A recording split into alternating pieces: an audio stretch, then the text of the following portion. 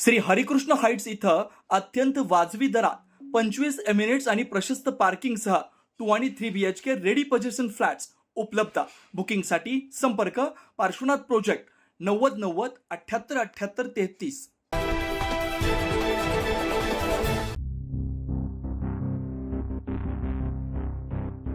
नाशिकच्या सातपूर औद्योगिक वसाहतीत आज एक भीषण अपघात घडलाय. सावतानगर येथील रहिवासी गणेश चौधरी हे कामाच्या शोधात MIDC परिसरात पायी जात असताना कंपनीच्या गेटसमोर भरधाव वेगात आलेल्या एका दुचाकीने त्यांना मागून जोरदार धडक दिली. या अपघातात गणेश चौधरी यांच्या पायाला गंभीर दुखापत झाली.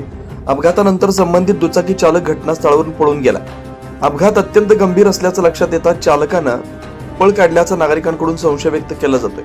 घटनेची माहिती मिळताच पोलीस कर्मचारी पारस देशमुख आणि खंडेराव कराटे यांनी तात्काळ घटनास्थळी धाव घेतली. रुग्णवाहिका वेळेत न पोहोचल्यानं पोलिसांनी तत्परता दाखवत जखमी गणेश चौधरी यांना थेट पोलीस व्हॅनमधून नाशिकच्या शासकीय रुग्णालयात दाखल केलं.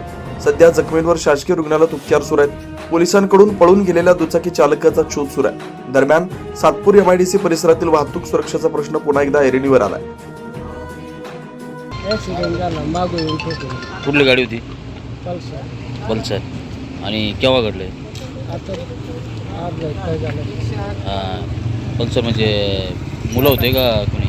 एकच होतं. अच्छा, स्पीडमध्ये होता का? स्पीडमध्ये आता पाठीमागून आला आहे, काय समजायचं मार्ग नाही. काय नाव तुमचं? गणेश चौधरी, राहायला सावतानगर तिरुमूर्ती चौक का? 9 न्यूज महाराष्ट्रासाठी नाशिकहून प्रतिनिधी ज्ञानेश्वर आंधळे.